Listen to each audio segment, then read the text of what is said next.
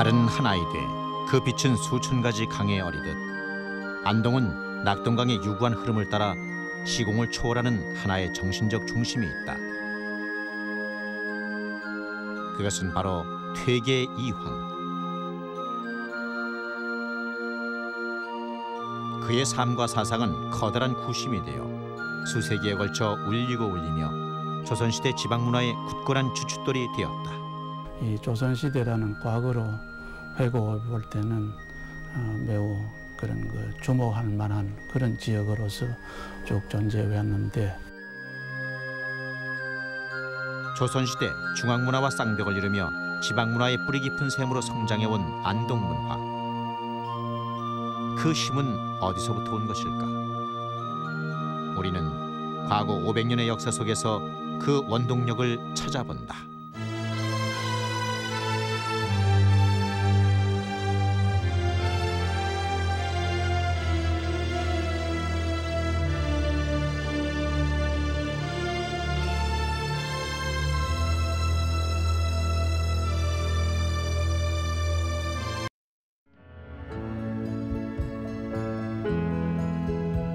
눈이 시리도록 푸른 와이키키 해변. 태평양의 보석 같은 섬 하와이다. 세계적인 휴양지인 이곳은 올해로 한국인 이민 100주년을 맞이했다.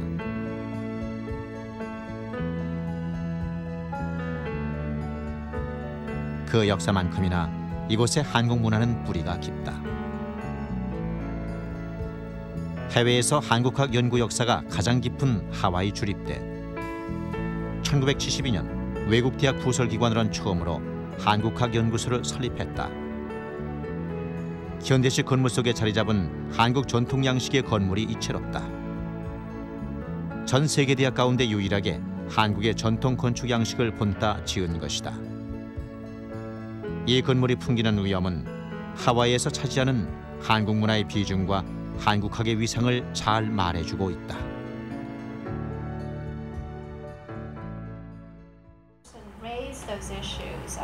최근 하와이대 한국학연구소는 안동의 가치에 눈을 뜨기 시작했다.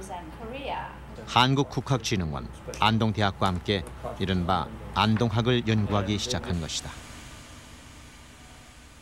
한국의 지원이 아닌 자체 예산을 들여서 안동을 연구하고 책을 펴내고 있다.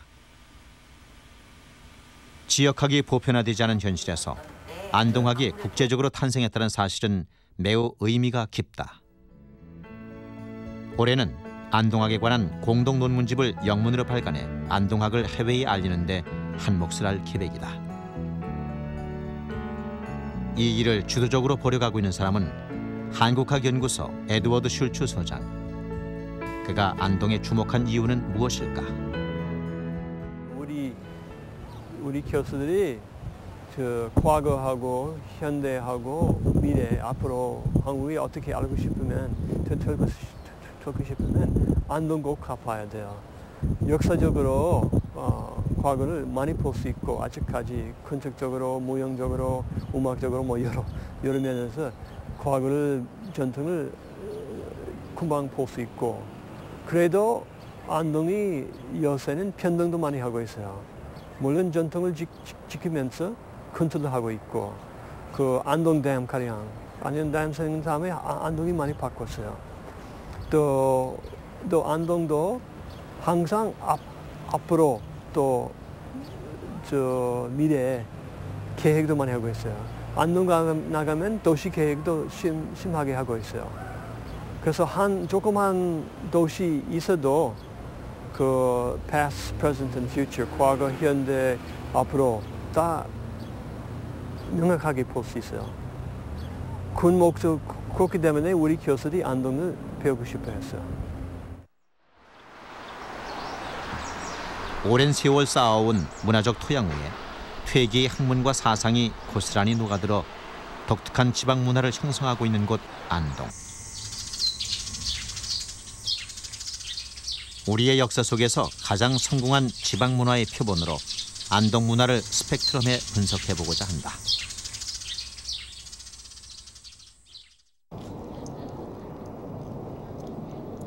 최근 한국국학진흥원은 영남 지방의 퇴계 항맥도를 완성했다. 퇴계 이왕 이후부터 영남 지방에 이어져 온 퇴계학의 흐름을 체계적으로 정리한 것이다. 여기에는 퇴계학파의 사제관계가 일목요연하게 나타난다. 퇴계에서부터 근대 학자에 이르기까지 모두 715명의 이름이 망라되어 있다.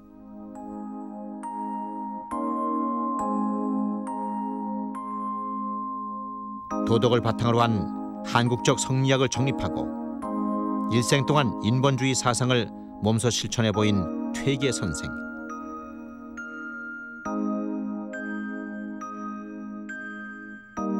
그의 학문과 삶은 당시 조선 사회가 나아가야 할 방향을 말해주는 하나의 비전이었다.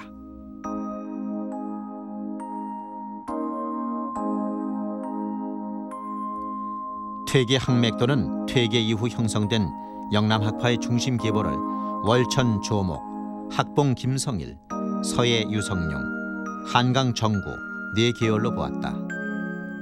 이들을 중심으로 사제 관계가 이어지고 이렇게 뻗어간 퇴계의 항맥은 500년을 아우른다.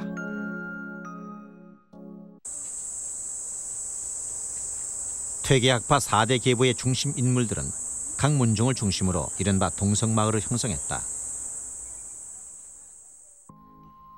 퇴계 가문의 진성희 씨가 모여서 토계의 마을을 일궜고 내암마을로 알려진 천전리의 의성김 씨, 물돌이 마을에 뿌리를 내린 하배류 씨를 비롯해서 안동권 씨, 전조류 씨 등 같은 성씨끼리 모여 집성촌을 이루었다.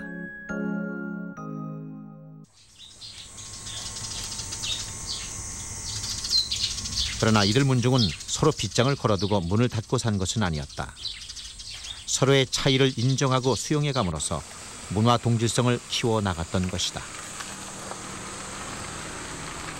가문과 가문은 사제관계를 맺어 학문적인 교류를 계속해 나갔고 서로가 혼인을 통해 뗄래야 뗄 수 없는 탄탄한 공동체를 이루어갔다.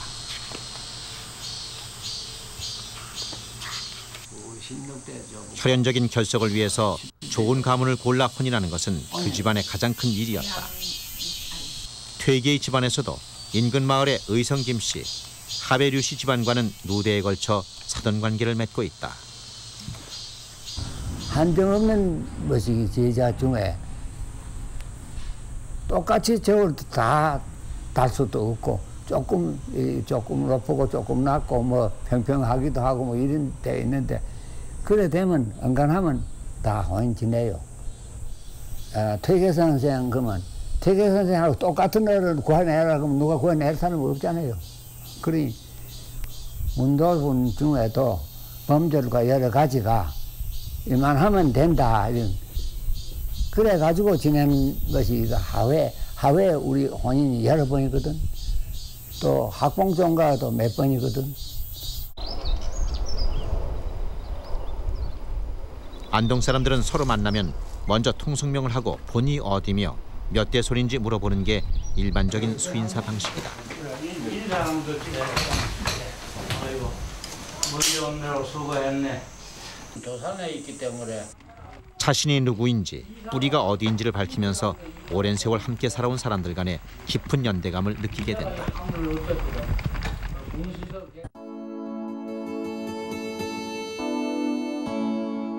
퇴계를 중심으로 한 항맥은 정신적인 결속력이 되고 혼인을 통한 가문과 가문의 결합은 현실적인 결속이 돼 독특한 지역 문화권을 형성하는 밑바탕이 됐다.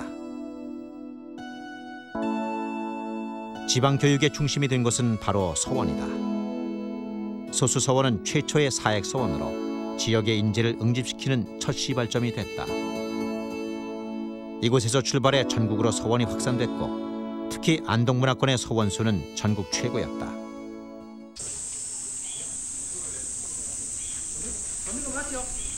지역 내의 문중 후손들은 물론 전국 각지에서 몰려든 선비들은 서원의 기숙사에 머물면서 공부를 했다. 잃어버리죠. 그러니까 책은 전 밖을 못 나가요.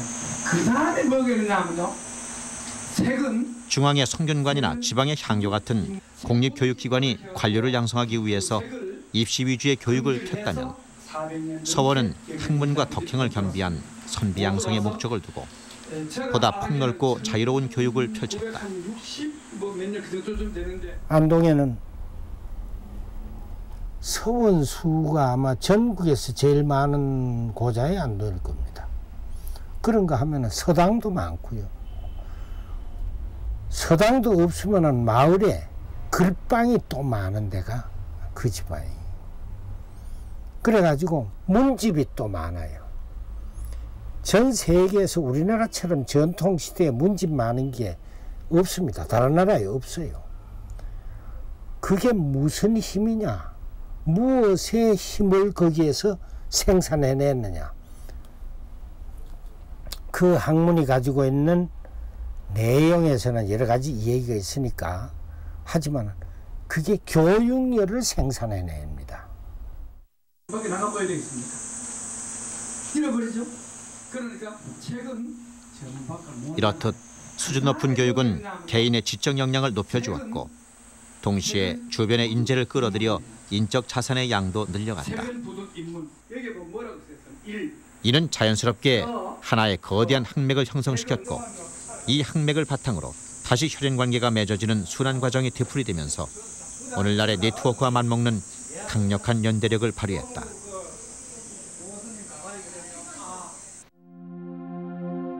서원이 직접적인 교육을 통해서 힘을 결집시켰다면 책은 간접적이지만 훨씬 광범위하게 영향력을 발휘했다. 안동에서는 활발한 출판 사업을 통해 지식을 재생산하고 보급했다. 안동 지역의 강력한 지방 문화의 힘으로 자리 잡게 된 중요한 수단 중 하나가 바로 출판 작업이었다. 서원과 같은 교육기관뿐만 아니라 일반 문중에서 자체적으로 책을 펴냈다는 사실은 주목할 필요가 있다. 학봉 종택의 운장각에는 대대로 내려온 수백 개의 장판이 차곡차곡 쌓여 있다. 전주류 씨나 한산리 씨 등 각 문중에서 보관하고 있는 장판도 그 수를 헤아리기 어렵다. 이 장판을 이용해 수많은 문집을 찍어낸 것이다. 작은 퇴기라 불리던 대산 이상점의 문인인 대개 이주정의 문집을 펴내면서 쓴 일기로 세상에 처음으로 공개되는 희귀본이다. 여기에는 대개 문집을 간행하는 데 들어간 기간과 경비가 자세히 기록돼 있다. 대개 문집은 모두 3책으로 목판 140장을 만들었는데 전문가 2명이 간본 글씨를 쓰고 동시에 교정을 받으며 각수 3명이 판목을 새겼다. 당초 3년을 예상했지만 2년 반 만에 완성됐다고 한다. 그렇다면 필요 경비는 얼마였고 어떻게 마련했을까? 후순가와 문중에서 거출됐으며 일부는 타 문중에서 도왔다는 기록이 보인다. 30민전, 즉 3,000냥을 선급금으로 주었는데 판 한 장의 가격을 2냥 8전으로 계산한 것이다.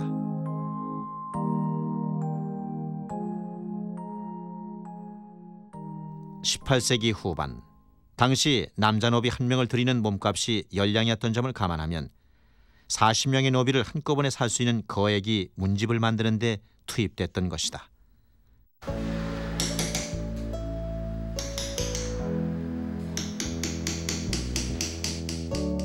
이렇듯 엄청난 재력과 시간이 소요되는 출판 작업을 개별 문중에서 끊임없이 벌여왔다는 사실은 매우 놀라운 일이다. 이 어마어마한 작업은 세대를 거치면서 계속됐다. 지방의 왕성한 출판 작업은 지식을 생산해 확산시키고 분산된 정보를 결집시킴으로써 지식 공동체를 만드는 밑거름이었다. 이러한 지식 공동체의 형성이 바로 지방 문화를 이끌어가는 힘이었던 것이다. 지역 단위로 기성 양반수가 제일 많다는 것. 따라서 이 유학의 그 일가견을 가진 그 유생의 수가 또 전국에서 가장 많다는 것. 그래서 조선시대 생원진사에 합격한 수 또는 문과에 합격한 수가 서울 다음으로 지방에서는 가장 많다는 것. 그 다음에 그러한 선비가 많기 때문에 또한 학자가 많이 배출되어서 학자의 그런 시와 문을 모아놓은 문집이 또 전국에서 가장 많이 출간되었다는 것. 또 300~400년의 역사를 가지고 북의 진족이 한 마을을 중심으로 해서 살아나가는 이 집성촌, 동성촌이 또한 전국에서 가장 많다는 것입니다. 그러니까 이런 것을 들어보면 안동이 조선시대에는 과연 유별한 고장이다, 이렇게 볼 수가 있습니다.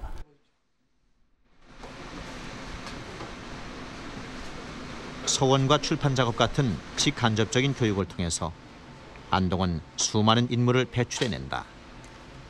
그리고 그들은 지역 사회의 근간으로 성장해 갔다. 퇴계는 그의 문화생이었던 이웃마을의 후조당 김부필에게 이러한 글을 남긴다. 후조당의 주인은 본래 절개가 굳은 사람이니 벼슬을 제수한다는 첩지가 이르러도 마음은 기쁘지가 않네. 빙설 같은 향기를 풍기는 매화를 마주 대하고 앉아 도가 있는 곳을 목격하고는 시 읊기를 그치지 않네.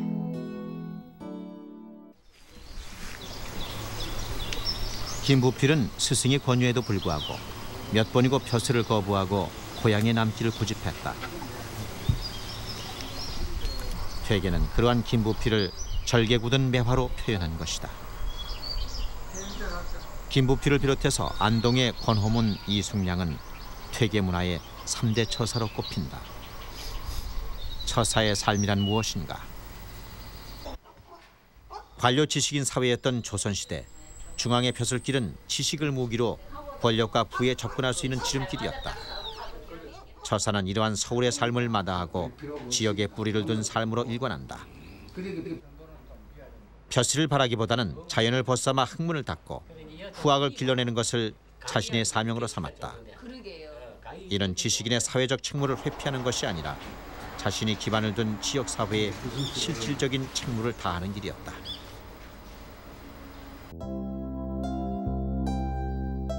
이러한 처사적 가치관이야말로 지역 힘의 또 다른 원천이었던 것이다. 안동의 선비 가운데 상당수는 자부심 가득한 처사의 삶을 걷는다. 이는 안동이 수많은 인재를 배출해낼 수 있는 기반이 된 동시에 선비 정신의 뿌리가 됐다.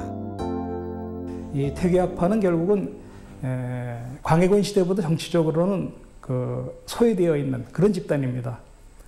그러다 보니까 과거를 통해서 정계에 진출하는 것이 상대적으로 힘들어졌고, 또 거기다가 벼슬을 별로 탐탁하게 생각하지 않는 퇴계의 어떤 처세관의 영향을 깊이 받아가지고, 그래서 벼슬보다는 학문을 중시하는 그런 풍토를 형성해 왔습니다.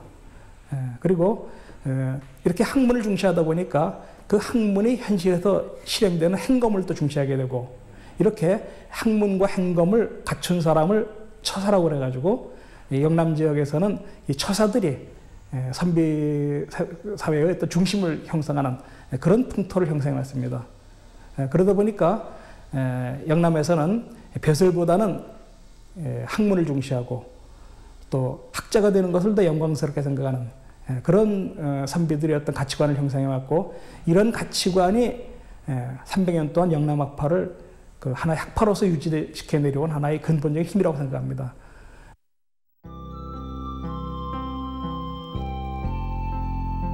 경당 장흥현은 처사의 삶을 가장 잘 보여주고 있다. 책상머리에 항상 커다란 경자를 써붙이고 그것을 생활의 신념으로 삼았다. 당시에는 학문과 인품이 뛰어나면 유일로 천거돼 과거를 보지 않고도 벼슬길에 오를 수 있었다. 유일로 천거되는 것은 어쩌면 과거 급제보다 더 큰 가문의 영광이었다. 그러나 경당은 유일로 천거되는 것조차 싫어서 일부러 과거에 응시하고 고의로 낙방했다. 그러한 그의 학덕을 보고 많은 문인들이 몰려들어서 한때 그의 제자는 300명이 넘었다고 한다. 경당 장흥현은 학봉 김성일의 학문을 잇고 그의 외손인 이희일과 이현일 형제로 학통이 이어지면서 퇴계학맥은 확고하게 자리매김을 하게 된다.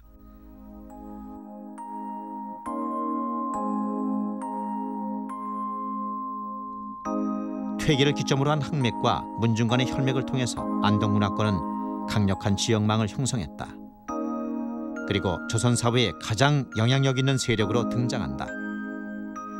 이렇게 해서 조선 500년 동안 안동은 중앙과 끊임없이 대립하고 견제하는 지방 세력권으로 위치할 수 있었고 그 역할을 훌륭히 수행했다.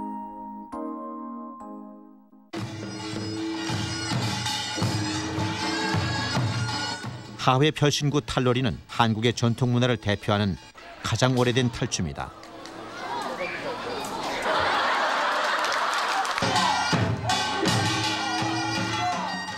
모두 10마당으로 구성된 하회 탈놀이의 절정은 양반 선비마당이다.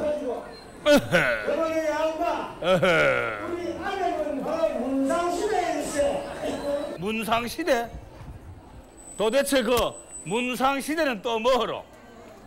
여기 양반 문하보다는 문상이 높고 시중보다는 시대가 더 크다. 에이, 그 참 별꼴하시다 볼다. 아니 그래 지체만 없으면 제일인가? 아니 그러면 또 뭐가 있단 말인가? 허허, 학식이 있어야지. 학식이. 사서삼경을 다 읽었네. 사서삼경. 아니 뭐 그까지 사서삼경 가지고 여기 양반 팔서육경을 다 읽었다네. 아니 뭐라고 팔서육경? 그 도대체 팔서는 어디에 있고 대관절 육경은 뭐라? 육경은 데이 왜? 나도 아는 육경 그것도 모르니까. 허허, 이놈이 또 팔만대장경 중해파라경. 서로 문자를 써가며 지체와 학식을 자랑하던 양반과 선비는 초랭이와 할미에 의해 위선이 탄론하고 웃음을 사게 된다. 현실에서 가장 차별받는 신분인 초랭이와 할미의 적나라한 풍자는 양반이나 선비도 같은 본성을 지닌 사람이라는 사실을 확인시켜주며 사회의 모순을 풀어내고 있다. 별신굿이라고 하는 것이 결국은 마을 전체의 풍요와 평안을 비는 것이기 때문에 마을이 평안하고 농사가 잘 되면은 그 결과는 누구한테로 기속되느냐 하면 역시 그 마을의 지배층한테로 기속되는 거거든요. 그렇기 때문에 그것을 거부할 만한 명분이 없어요.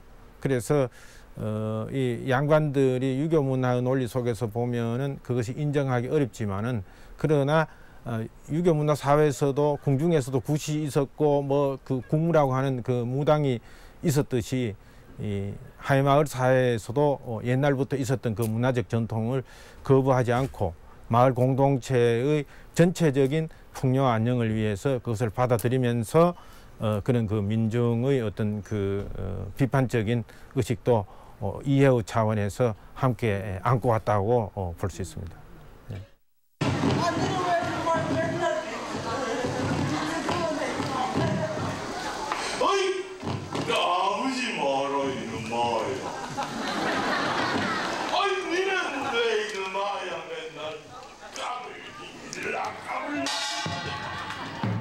하회 탈놀이가 이토록 오래도록 사랑받으며 전승될 수 있었던 이유는 무엇일까?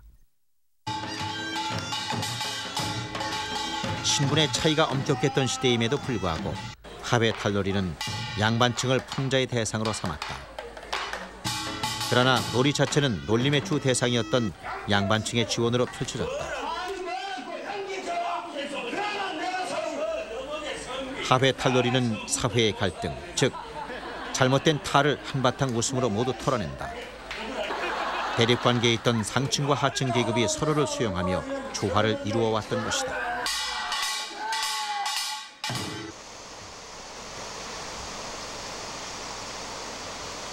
영주시 순흥면 배전마을. 이 마을 사람들은 배순이라는 대장장이를 동신으로 받들고 해마다 제사를 지내고 있다. 이 동제는 450년 동안 단 한 번도 거르지 않았다.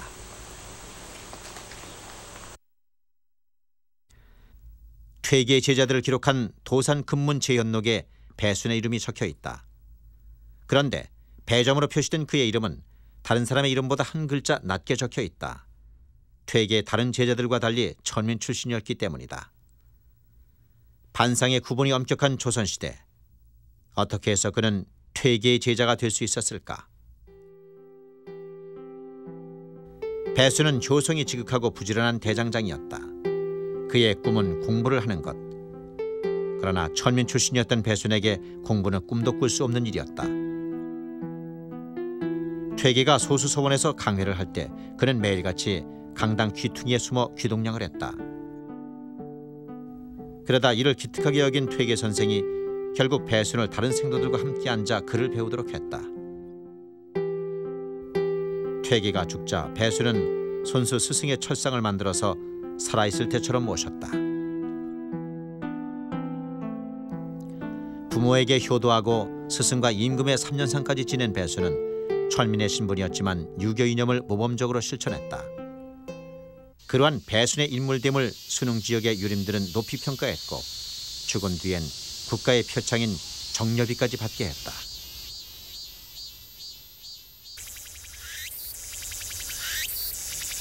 이후 배순을 드높이고 본받으려 한 배전마을은 유교 이념을 잘 실천하는 마을로 널리 알려지게 됐다. 배순이라는 이 무쇠정의를 제자로 삼았기 때문에 훌륭한 스승의 유교 무류, 다시 말씀드리면은 배우는 데는 빈부귀천이 없다. 비록 무쇠정이지만은 배울 만한 향학 의지가 남보다 뛰어나기 때문에 제자로 삼노라. 이렇게 해서 제자가 되죠. 그리고 평소에 직업에도 충실했지만은 열심히 배우고자 하는 그 향학 의지가 돋보였던 배순과 훌륭한 스승과의 만남이 계기가 되어가지고 먼 훗날 이 동네에서 배순이가 죽고 난다면은 그 사람을 인격화, 신격화 시켜서 이 동네의 선왕신으로 매년 정월 열다한 날 제사를 드리는 그런 역사적인 현장이 되겠습니다. 신분의 귀천을 가리지 않고 배순을 제자로 받아들인 퇴계의 인간 존중 사상은 당시 큰 영향을 끼치며 지역 사회에 스며들었다. 퇴계에서 비롯된 인간 존중 사고가 지역 사회 구성원들의 결속을 더욱 강화하는 계기가 된 것이다. 조선시대 계층 간의 연대를 가능하게 하고 뿌리내리게 한 중요한 수단 가운데 하나는 동규나 동약, 향교, 향약과 같은 왕성한 자율규범이었다.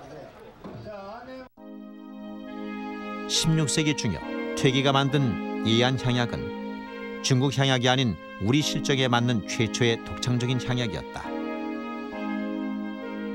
지켜야 할 덕목을 28개 조항으로 나누고 각 조항별로 형별의 정도를 분류했다. 부모에게 불순한 자는 극벌에 처하고 이웃과 화합하지 않는 자는 중벌에 처하며 좌중에서 다투는 자는 하벌에 처하는 등 매우 구체적인 생활 기준을 담고 있다. 재난을 보고 힘이 미치는데도 가만히 있는 자 역시 형벌의 대상이 됐다. 도덕을 강조하면서도 경제적인 구제와 같은 절실한 삶의 문제까지 포괄하고 있다.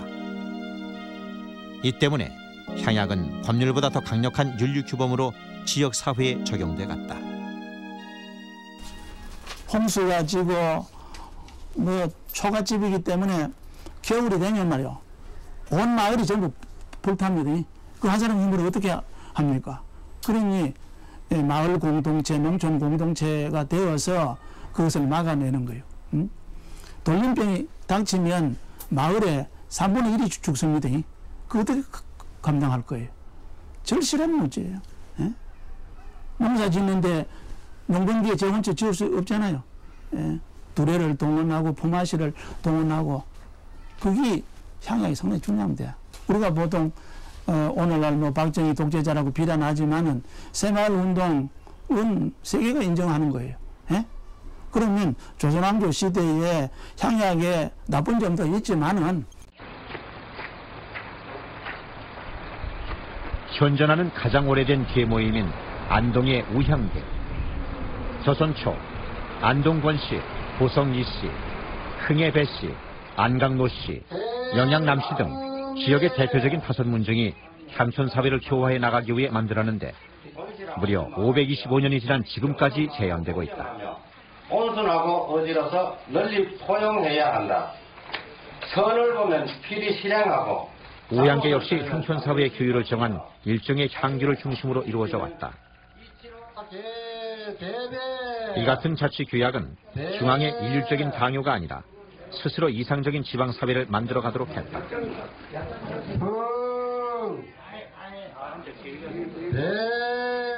사람들은 예의와 염치를 알게 되고 사회는 건강한 모습으로 바뀌어 갔다.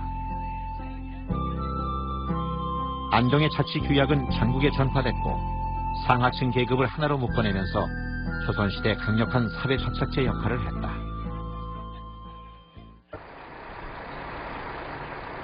최근 한국국학진흥원은 위탁받은 유물 속에서 아주 귀중한 문서를 발견했다.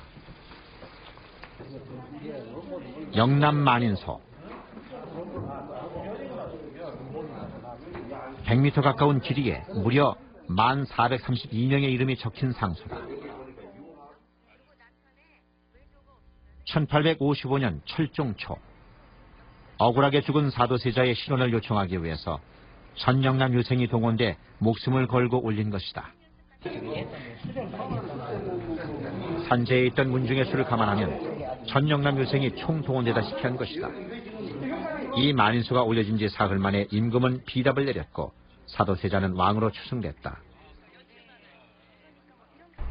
바로 이제 집권 세력의 그런 정책 결정의 잘못이라든가 안 그러면 부정 비리 같은 이런 것들을 이제 지적하고 비판할 수 있는 그런 역할을 사실 담당을 하거든요. 그럼 관직이 없는데 어떻게 할 수 있느냐? 바로 이제 조선시대에는 이제 분당 정치 확립과 더불어 가지고 관직이 없는 이제 제야 살인들도 정치에 참여할 수 있는 그런 이제 자격이 부여되어 있어요. 그래서 이 사람들이 바로 이제 강력한 이제 비편 세력으로서 기능을 할 수 있기 위해 가지고 공동으로 공론을 형성을 해가지고 상소를 통해서 바로 왕에게다가 직접 전달하는 그 형태. 그래서 바로 이제 제야 유생들의 그런 이제 이 상소다 그래가지고 일반적으로 유소다 그러는데 이 유소의 그런 그 정치적 위력이라고 하는 것 그리고 유소가 갖는 그런 이제 이 비판적 요소라고 하는 게 이게 사실은 그 조선시대 정치에 상당히 큰 변수로 작용을 합니다.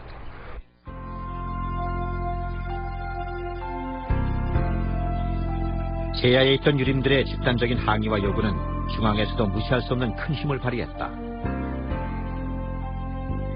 이 지방의 여론을 주도하는 데 안동의 역할은 대단했다.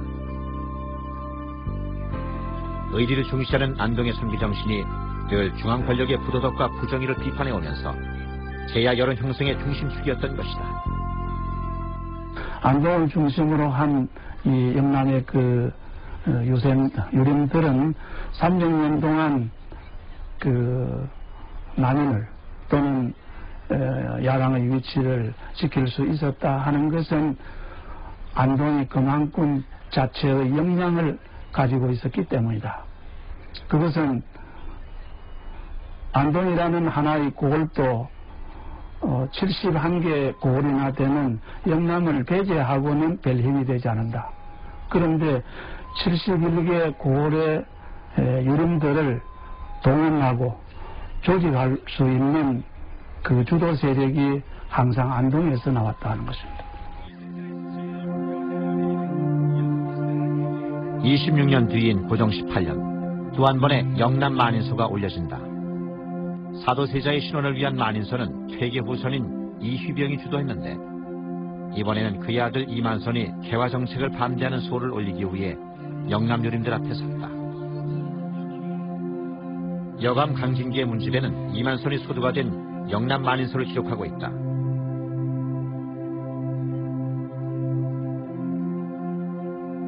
(1880년) 부산 서원에서 영남 전역에 통문을 발송하면서 영남 만인소 운동은 시작된다. 이 운동은 유림들의 호응을 얻어 전국적으로 확산됐다. 대의 명분을 중시했던 영남 유림들은 기존 질서를 붕괴할지도 모르는 외세의 침략을 정면으로 비판하고 나선 것이다. 이 경북 북부 지역에는요, 퇴계 선생 이후로 큰 학맥이 형성되지요. 그것을 퇴계 학단이라고 불러봅시다.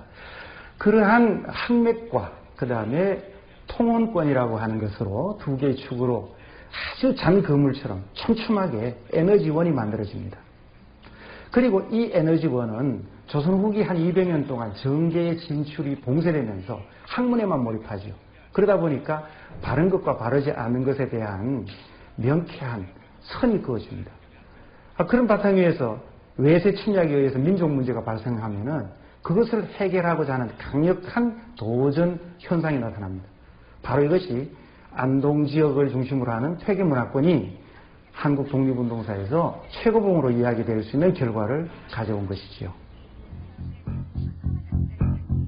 후한말 영남 만인소 운동은 한국 독립운동사의 시발점인 의병운동으로 그 정신을 이어가게 된다.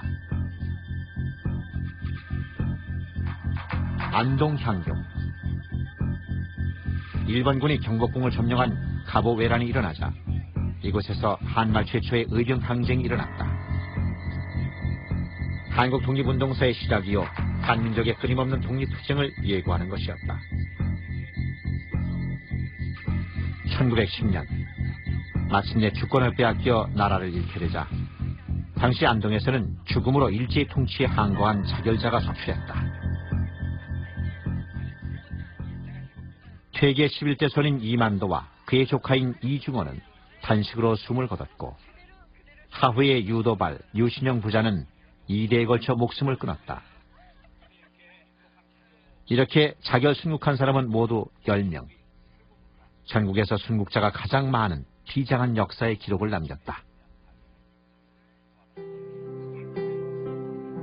한편 상당수의 혁신유린들은 식민지 땅을 떠나 망명이라는 험난한 독립운동의 길을 선택한다. 고성이씨, 인천각 종선인 석주 이상용, 내안마을 의성김씨 문중에 김대락, 김형식, 김동삼, 100여 가구 500명의 망명행렬이 줄을 이었다. 나라가 죽은 격변기, 안동에는 연일 자결자의 장례 행렬이 이어지는 가운데 서간도로 떠나는 망명행렬이 계속됐던 것이다. 나라가 망한 모습이 이 이상으로 어떻게 더 비참할 수 있을까? 서간도로 떠난 안동 출신 인사들은 이상용, 김동삼을 중심으로 만주 무장독립운동의 핵심적인 역할을 담당한다. 맨손으로 황무지를 개간해 초기 동포 자치조직인 경학사를 설립하고 백두산 기슭에 백서농장을 설치해 독립군을 길러냈으며 군사기관인 서로 군정서를 이끌었다. 이상용은 내각제로 개편된 임시정부의 초대 국무령까지 맡게 된다. 만주호랑이로 불린 김동삼은 해외에서 활동하던 독립운동가들이 한자리에 모인 국민대표회의 의장을 지낸다. 1923년 1월 19일자 신문에는 국민회의 임시의장의 김동삼이, 부의장에는 안창호와 윤회가 각각 선출됐음을 알리고 있다. 해외 독립운동사에서 안동인들의 위치를 가늠해 볼 수 있다. 사회주의나 공산주의 운동에서도 안동은 특별한 활동을 보인다. 영문가의 자제이면서 백정해방운동에 앞장섰던 김남수, 한국공산주의 운동의 태도로 조선공산당 초대 책임 비서를 맡았던 김재봉, 60만세 운동의 주역 권호설, 그리고 저항시인 이육사까지 모두 안동의 선비정신을 이은 세대들이다. 특이한 것은 이처럼 민중적 성격의 운동을 대부분 퇴계 학맥을 이어받은 양반 출신들이 앞장서 펼쳤다는 것이다. 이 안동 지역의 독립운동 또는 퇴계 학맥권력의 독립운동이라는 것은 철두철미하게 그 유림이 중심이었다는 사실이 하나의 특징이고요.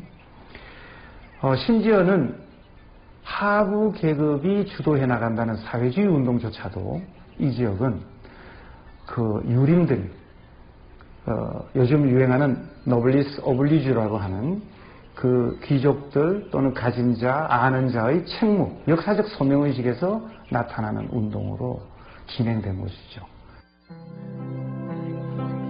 퇴계학에서 비롯된 성리학적 의리 정신은 독립운동으로, 퇴계가 남긴 인본주의 평등사상은 사회주의 운동으로 승화됐다.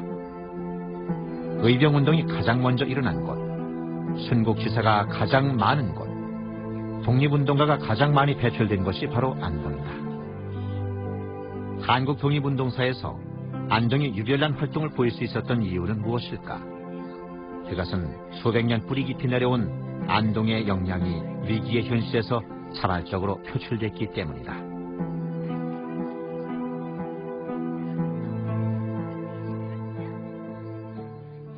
고성희 씨 문중의 대종택, 임청각, 석주 이상용을 비롯해 9명의 독립운동가가 이곳에서 태어났다. 그야말로 독립운동가의 산실이다. 석주는 400년 전통을 잇는 가문의 종손자리를 박차고 항일운동에 뛰어들었다. 그의 아들과 손자까지 직계종손 3대가 독립운동에 투신했다. 그 여파로 가족은 뿔뿔이 흩어지고 임청각은 폐허나 다름없이 변해버렸다. 일제의 중앙선 철도공사로 99칸의 허리가 잘리는 수모를 겪으면서 독립운동의 산실 임청각의 품격은 어디에도 찾아볼 수 없게 됐다. 그런 임청각에 다시 생기가 감돌고 있다. 후손들이 집을 말끔히 단장하고 기거를 시작한 것이다. 현재 임청각은 직계 후손들에 의해 국가 헌납이 시도되고 있다. 임청각은 개인 재산도 문중 재산도 아닌 국가의 재산으로 공유해야 한다는 것이 그 이유다. 한 가문의 종손이면 가게를 잇는 게 가장 중요한 일이지만 가게보다 더 중요한 것이 국가입니다. 그래서 국가를 위해 가지고 대를 물러가면서 4대가 종손이 희생을 되어버렸어요. 그러니까 그 희생이 된 지가 근 100년이 가까워 오는데도, 반세기가 넘는데도 아무런 표시가 하나도 없어서 우리도 그 때문에 고생을 많이 했지만은 그분들이 정신을 이어받기 위해 가지고는 이 건물을 그분의 유적지로서 내놓겠다 하는 게 이게 헌납하는 목적입니다. 이로써 임청각은 민족 정기를 함양하는 도량으로 거듭날 수 있는 전기를 마련했다. 독립운동에 일생을 바친 선조들의 정신을 잇는 한 가문의 모습은 오늘날까지도 맥박을 멈추지 않는 안동 정신을 엿보게 한다.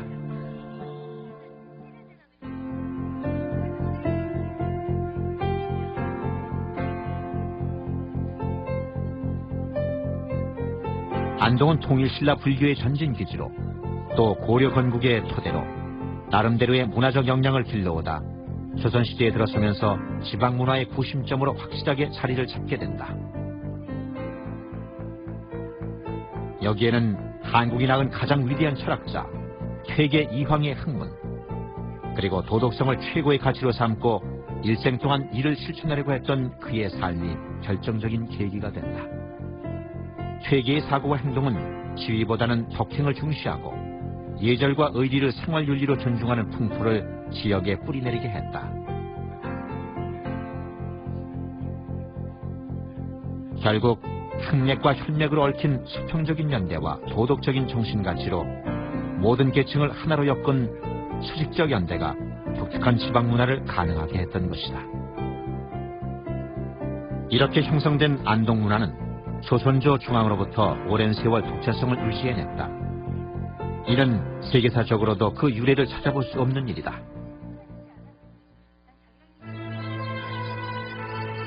지금까지 과거 안동문화가 지방문화의 중심으로 자리매김할 수 있었던 이유를 분석해보았다.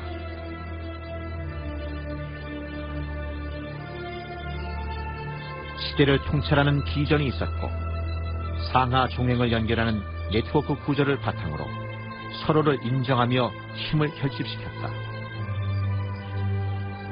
이는 오늘날 새로운 지방문화 구축을 위한 중요한 실험 도구로 사용될 수 있을 것이다.